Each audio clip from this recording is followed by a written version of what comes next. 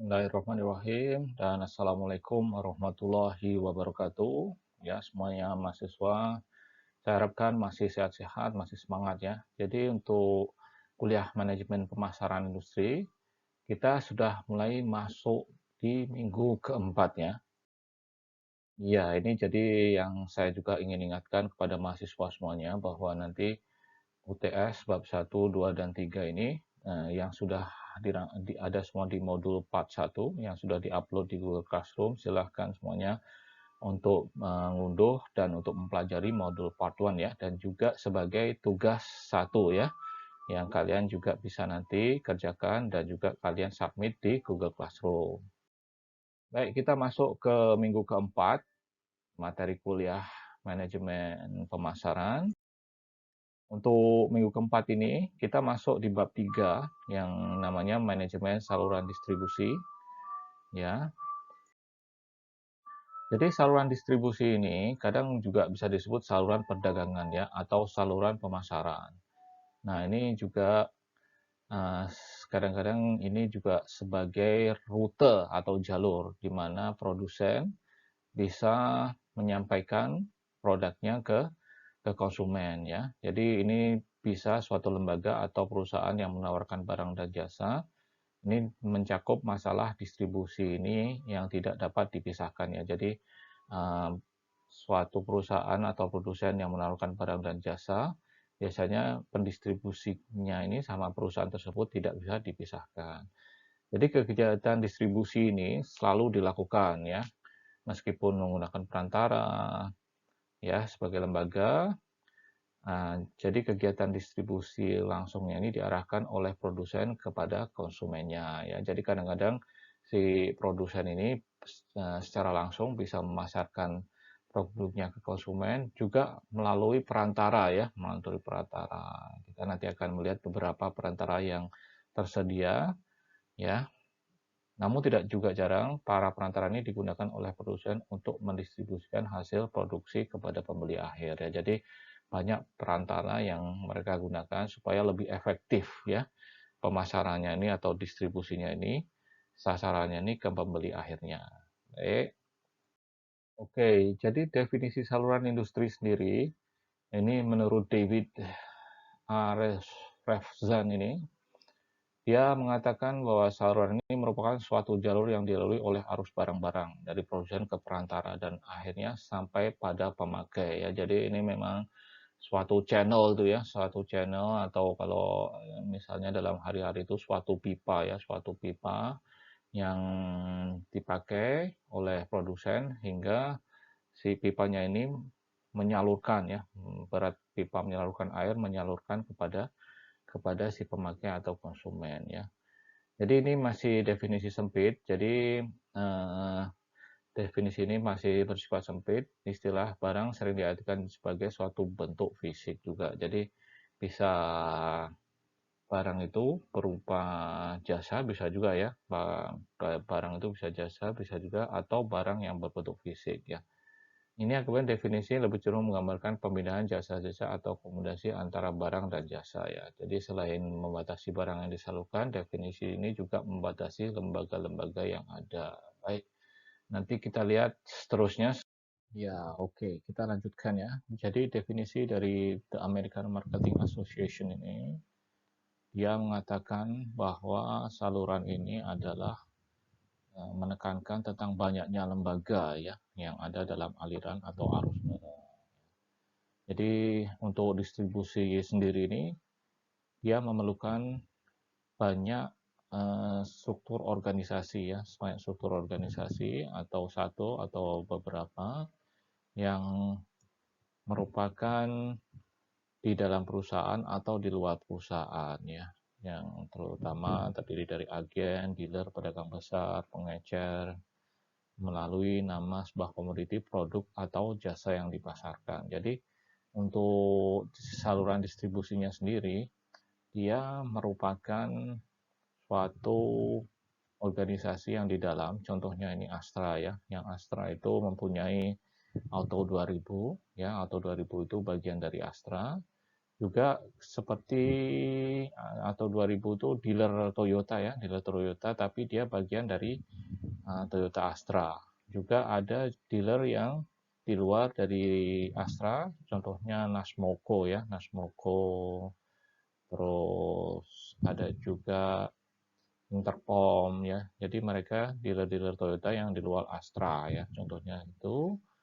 Terus definisi kedua ini oleh Glenn Walters, dia menyebutkan bahwa saluran adalah sekelompok pedagang atau agen perusahaan yang mengkombinasikan antara pemindahan fisik dan nama dari suatu produk untuk menciptakan kegunaan dari pasar tertentu ya. Jadi ini hampir sama dengan yang definisi dari The American Marketing Association ya. Dia kurang lebih mementingkan bahwa saluran ini adalah suatu organisasi atau sekelompok pedagang dan agen.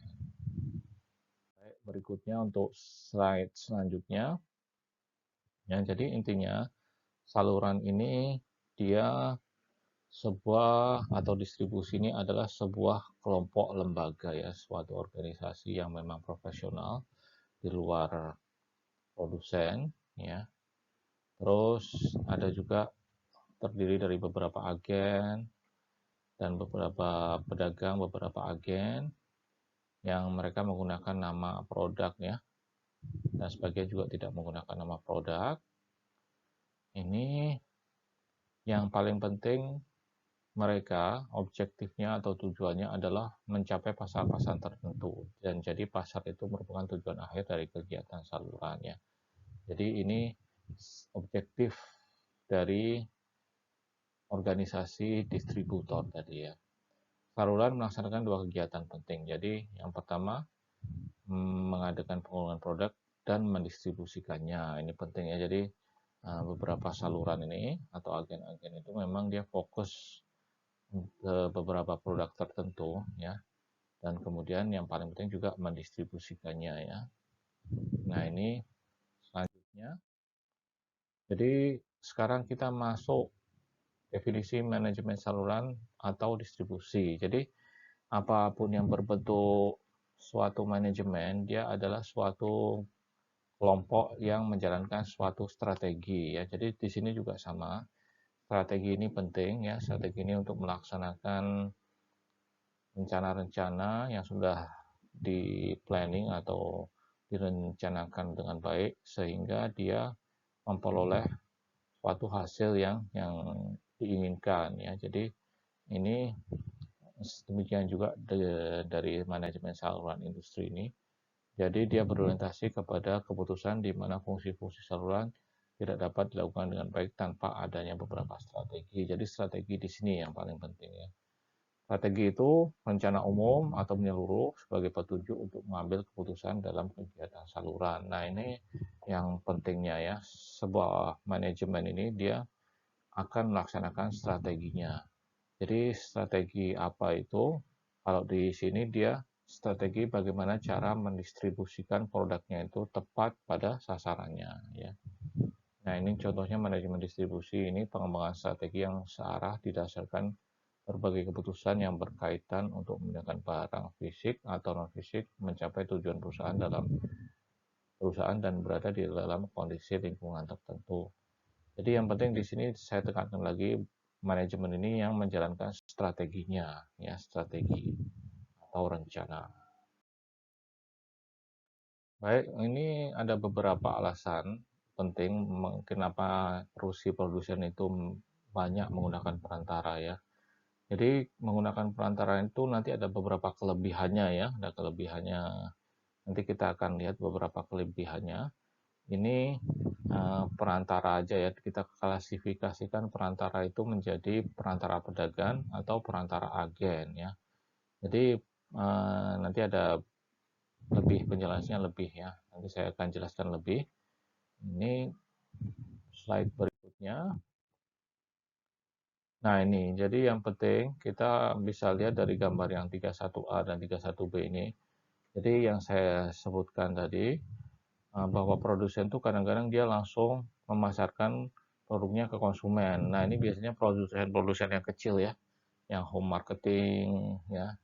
yang ya biasanya home marketing atau makanan ya, Ampera, Padang. Nah, itu produsen yang langsung memasarkannya ke konsumen ya. Restoran kecil ya.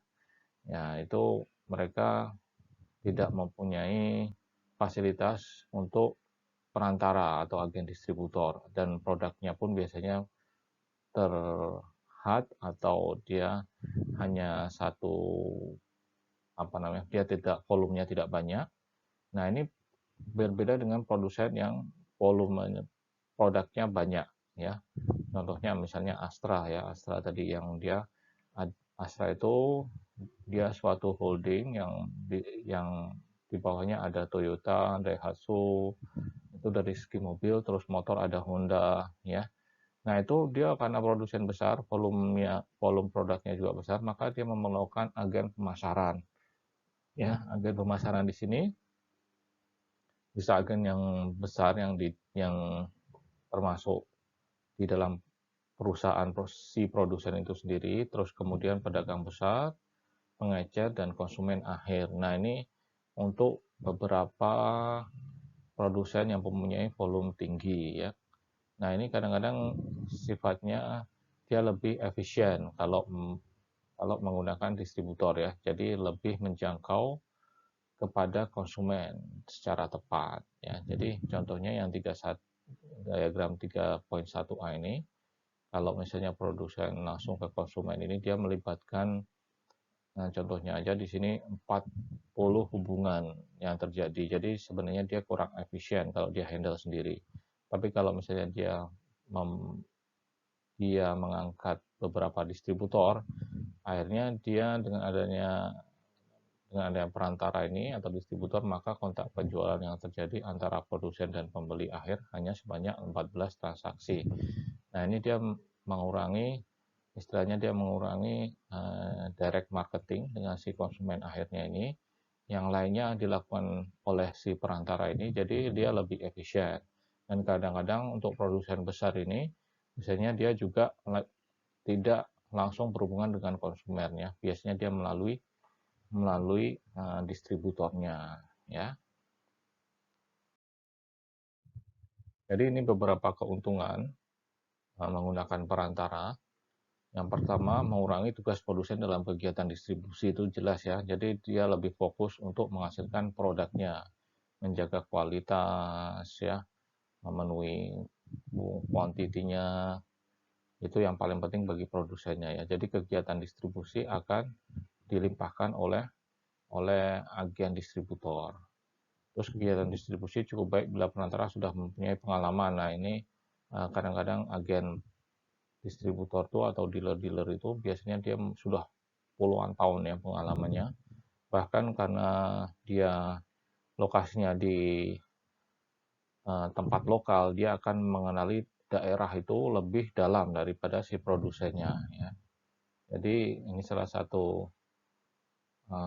keuntungannya. Terus yang ketiga, perantara dapat membantu menyediakan peralatan dan jasa reparasi. Nah, ini sama seperti Nasmoko contohnya ya. Nasmoko di Jawa Tengah itu, dealer mobil Toyota dikuasai oleh Nasmoko. Selain dia mensuplai atau sebagai dealer penjualan Toyota, dia juga sebagai servis ya. Atau di sini Honda Anugrah ya misalnya. Nah, dia selain Honda si Anugrah, si Agung ya, si Menara Agung, si Honda Menara Agung itu menyediakan penjualan, dia juga menyediakan servis. Ya, ini salah satu keuntungannya. Baik, jadi untuk slide berikutnya kita masih melihat beberapa keuntungan ya apabila menggunakan perantara atau distributor. Yang nomor 4 ini keuntungannya, perantara bisa membantu pengangkutan dan menyediakan alat-alat transport. Nah, ini sangat penting ya, terutama kalau si produsen tidak punya atau alat transportnya dibatasi atau juga dia jauh dari konsumen ya. Terus yang kelima, ini perantara dapat membantu di bidang penyimpanan dan menyediakan fasilitas penyimpanan. ya, seperti penyimpanan tempat peti sejuk, ya, peti dingin atau kulkas, terutama untuk bahan makanan yang memerlukan penyimpanan. Nah, ini sangat penting. Yang keenam, dapat membantu di bidang keuangan dengan menyediakan sejumlah dana untuk melakukan penjualan secara kredit kepada pembeli atau untuk melakukan pembelian tunai dari produsen, ya. Jadi perantara ini atau distributor biasanya mereka akan membeli secara tunai dari produsen, kemudian dibantu oleh jasa leasing yang menyediakan fasilitas kredit bagi konsumennya. Kemudian si leasing dia akan membayar tunai ke si distributor, ya. Sekarang trennya semacam itu, ya. Jadi ini dari segi finansial membantu produsen untuk tetap dapat secara finansial dia sehat, ya. Dia tidak terganggu oleh jalannya kredit konsumen, ya. Jalannya kredit konsumen ini akan dihandle oleh jasa leasing, ya. Jadi ini perantara membantu dalam segi finansial. Keuntungan lainnya yang si produsen dapat dari perantara ialah juga mereka dapat membantu mencari konsumen, ya. Ini dari segi contohnya dalam membantu dalam kegiatan promosi ini termasuk dalam pencarian konsumen dan brand imaging, ya. Meningkatkan nama brandnya. Dalam penyediaan informasi ini juga sangat penting, ya. Informasi biasanya sekarang juga konsumen sangat getol sekali, ya. Mereka sangat ingin tentang adanya informasi produk tersebut, ya. Terus pengepakan dan pembungkusan ini juga kadang-kadang dilakukan oleh distributor. Juga dalam hal penyortiran, ya. Ini juga sekarang banyak dilakukan oleh distributor. Oke, dalam distributor, ya, atau saluran ini ada yang istilah namanya perantara pedagang, ya. Jadi perantara pedagang ini atau dalam bahasa Inggrisnya itu adalah merchant middleman, ya. Ini mereka bertanggung jawab terhadap pemilikan semua barang yang dipasarkannya, ya. Jadi perantara pedagang ini biasanya sebelum barang itu sampai ke konsumen, mereka melalui perantara pedagang ini. Dan perantara pedagang ini dibedakan menjadi dua. Yang pertama ini adalah pedagang besar atau wholesaler. Biasanya pedagang besar atau wholesaler ini, dia adalah sebuah unit usaha yang membeli dan menjual kembali barang-barang kepada pengecer, pedagang lain, atau kepada pemakai industri, pemakai lembaga, dan pemakai komersial yang tidak menjual dalam volume yang sama kepada konsumen akhir, ya. Jadi pedagang besar ini juga terikat dengan kegiatan perdagangan yang besar, biasanya tidak melayani penjualan eceran kepada konsumen akhir. Jadi pedagang besar ini dia biasanya dari produsen ke pedagang besar sebelum ke pengecer, ya. Jadi dia istilahnya seperti middleman atau dia tidak berhubungan langsung dengan konsumennya, tapi dia lebih banyak berhubungan dengan pengecer ini, ya. Jadi dia istilahnya dalam distribution ini atau distributor ini namanya pedagang besar. Terus kemudian yang kedua adalah pengecer atau retailer, ya. Ini adalah sebuah lembaga yang melakukan kegiatan usaha menjual barang kepada konsumen akhir untuk keperluan pribadi. Nah, ini si pengecernya ini dari pedagang besar biasanya mengambil barangnya, terus kemudian pengecernya ini akan melakukan penjualan ke konsumen, ya. Nah, jadi perdagangan eceran ini meliputi semua kegiatan yang berhubungan secara langsung dengan penjualan barang atau jasa kepada konsumen akhir untuk keperluan pribadi, ya. Jadi biasanya setelah dari konsumen akhir untuk keperluan pribadi, tidak diperjualbelikan lagi. Oke, berikutnya, jadi beberapa agen distribusi ini penting juga, ya, untuk kita ketahui. Ini yang pertama, agen penunjang atau facilitating agent merupakan agen yang mengkhususkan kegiatan dalam beberapa aspek pemindahan barang dan jasa. Pembagiannya adalah sebagai berikut, ya. Jadi ini agen-agen ini dia sebagai pelengkap, ya, pelengkap. Dia sebagai pelengkap, ya, sebagai pelengkap dia akan memfasilitasi supaya memudahkan proses distribusi itu sendiri. Jadi yang pertama adalah agen pengangkutan borongan atau bulk transportation agent. Terus kemudian agen penyimpanan, storage agent yang seperti saya jelaskan tadi, ya. Jadi beberapa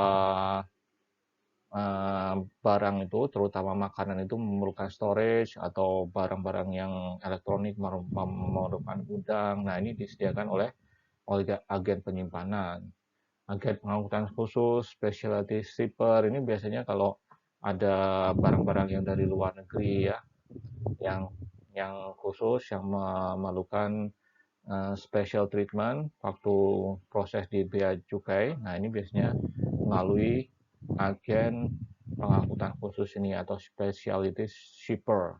Terus kemudian agen penjualan dan pembelian, purchase dan sales agent. Nah, ini juga sangat penting.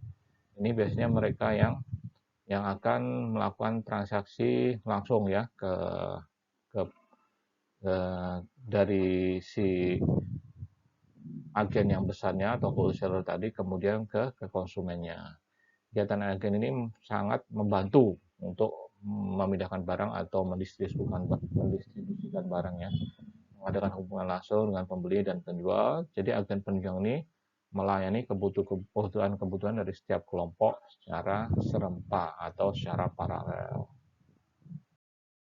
Terus agen pelengkap yang lainnya, supplemental agent, agen ini berfungsi melaksanakan jasa-jasa tambahan dalam penyaluran barang dengan tujuan memperbaiki adanya kekurangan-kekurangan ya. Jasa-jasa yang dilakukan antara lain ini, jasa bimbingan, konsultasi, jasa finansial, jasa informasi, jasa khusus. Jadi ini tidak semua saluran atau distribution ini atau distributor ini selalu menggunakan agen pelengkap ini ya. Jadi ada beberapa saluran yang terutama jasa finansial ini yang sekarang banyak digunakan ya, yang seperti tadi agen leasing atau jasa leasing, ya, agen bimbingan, konsultasi, jasa informasi, jasa khusus ini biasanya juga mereka bisa digabungkan yang pada suatu agen. Nah ini biasanya mereka menginformasikan tentang produknya ya, bimbingan masalah tentang produknya. Juga sekarang ada agen reparasi atau servis masuk di sini ya. Jadi ini agen-agen pelengkap yang akan menambah istilahnya menambah jasa supaya konsumen itu dapat terpuasi ya dengan produknya atau dengan jasanya. Nah, ini berdasarkan macam jasa yang mereka tawarkan, agen pelengkap dapat digolongkan ke dalamnya. Jadi agen yang membantu di bidang keuangan seperti bank tadi atau seperti leasing. Agen yang membantu dalam mengambil keputusan seperti biro iklan, lembaga penelitian, dokter. Nah, ini juga termasuk di dalam agen dalam mengambil keputusan. Agen yang membantu dalam penyediaan informasi seperti televisi, surat kabar, dan radio. Agen khusus yang tidak termasuk dalam ketiga golongan di atas. Nah, ini juga ada special agen ya. Ini terutama seperti broker ya, broker misalnya broker. Nah, itu termasuk di dalam agen ini. Yang jelas siapa saja yang membantu dalam pemasaran ya. Ini bisa termasuk dalam agen ini ya. Jadi seperti kalau sekarang ada MLM marketing ya, multi level marketing, itu juga termasuk dalam agen ini. Jadi mereka siapa saja yang membantu dalam segi pemasaran ya, yang dalam saluran atau distribusi pemasaran itu dapat dikategorikan sebagai agen-agen yang khusus ya. Oke, untuk kuliah pada hari ini sampai sekian ya. Insya Allah kita akan lanjutkan minggu depan ya. Oke, Assalamualaikum warahmatullahi wabarakatuh.